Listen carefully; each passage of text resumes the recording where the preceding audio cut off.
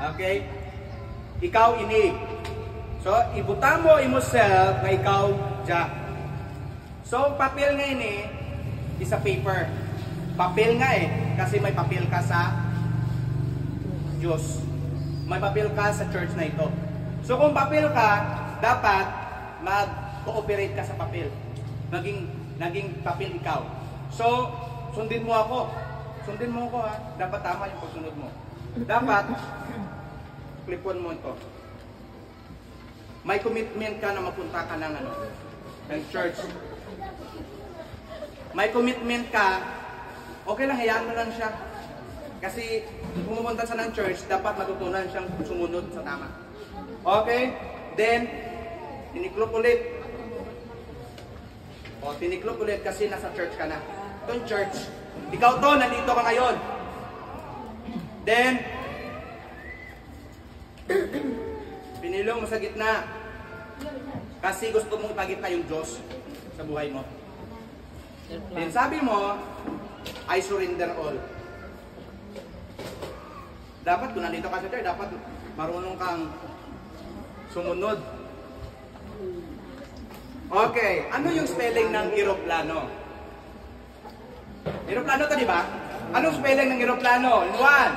E-R-O-P-L-A-N-O. Kunin mo yung hero. Plano. Kasi mayroong plano yung Diyos sa buhay. Amen. Merong plano yung Diyos sa buhay mo kasi naging eroplano ka. Pero ang tanong, who is the pilot of your life? Jesus. Yes. God knows your heart. God knows your mind. But we need to apply si Jesus. Okay? Hiyaan mo lang imaw. Ikaw niha, si Jesus, ikaw mismo naghambal nga si Jesus imo nga nag-drive sa imong kabuhi. Pero nagabot ang tayo maging siya ka sa pulong sa Ginoo. Nag-ano ikaw? Nagtik-a imo tagipuso.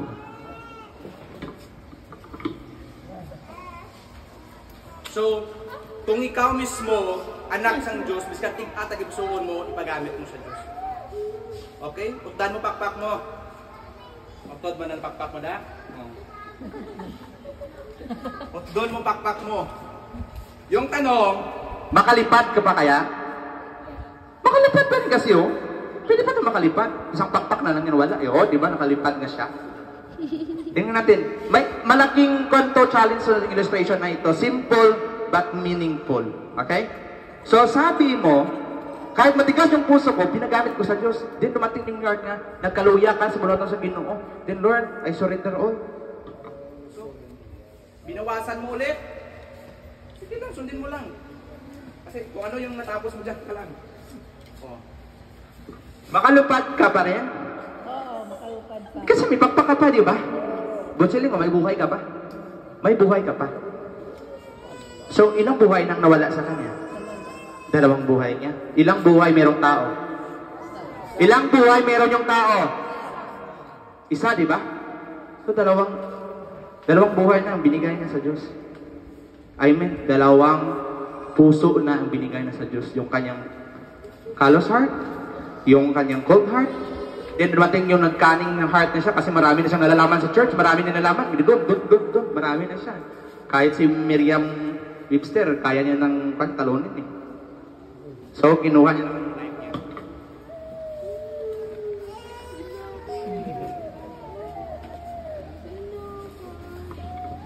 Ang tanong, makalipad imaw? Yes. Makalupad imaw? Yes. Kami pakpak pa, may one life pa siya. Pero nag-abot ang time, naging faithful imaw sa church, naging committed imaw sa church. Di nag-abot ang time, naging kuha iya unga. Naging kuha sa Diyos iya unga. Di nagawa sa Diyos iya asawa. Then, true to life story niya ang ginakuan ko ha. Ginakuan ko lang, illustration ko lang sa kwan. Then, nag-abot ang time nga pati iya balay gitsunog. Kaglubog imaw sa utak. Hambal niya, Lord, I surrender all. Ginsunod nga ang gusto sang Ginoo. Biskan sa bibi sa nga nga kamatayon, ang surrender imaw. Makalupad ba imaw? Hindi. Ang tanong, where is your God? Makalupad ima hindi. Makalupad through Jesus Christ. Pero kay aboy ko. Kung aboy ko. Di nyo tayo pupuluton ha. Pahaboy ko kung galupad. Gimana mo? Ba't nawan tawag kung namin ang lupad? Ay mo palupad ha? Di butang lang dyan. Okay. Sino makapulot sina? Who can volunteer? Makapulot sinang kag magatoy sa tunga. Di na pagbukad ha. Kato sa nga. Who can volunteer? San sina? Sige na, go. Iya ka. Imaw, ginsurrender na tanan kabuhin niya sila. Nagsimba siya. Amo ni yung pastor. Dapat ikaw amo ni. Bukada imong papel. Bukada imong papel. Abe, ano na igawa ni sini? Ano ni? Ano na? Kaya nga, hindi siya kabalo mamati sa tulong sa Diyos. Hindi siya makabalo mag-follow sa Ginoo. Kaya maging matigtig imaw na gipusuan. Cold heart imaw. Cunning heart imaw. Gets na to?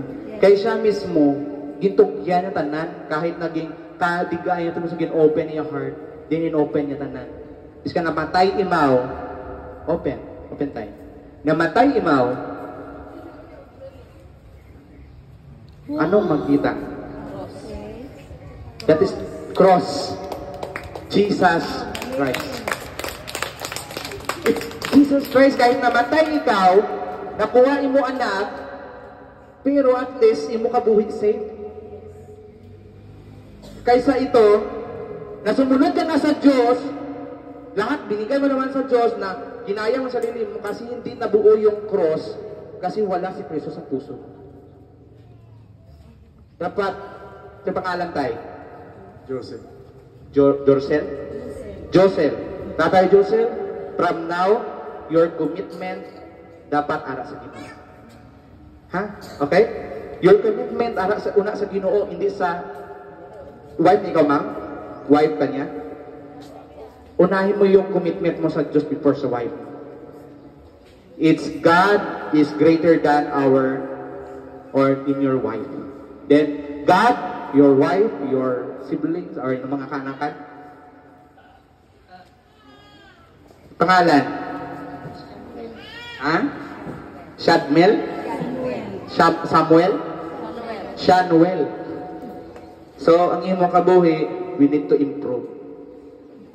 Hindi pa natin makita ang iyong destinasyon or destination sa iyong kabuhi. Pero pwede pa niya baguhon sa Ginoo.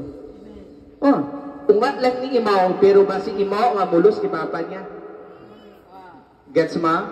We need to continue what you have started. We need to finish what you have started. Kaya ining imaw nga ni, malay mo. Imaw mo padayon sa bulat sa Ginoo, hindi natampaktan. Kag hindi man tumapaktan, ini. They are committed sa Ginoo, pero mag-abot ng time, nga basi mas komitado pa ini kaysa ini. Guess niyo ang illustration?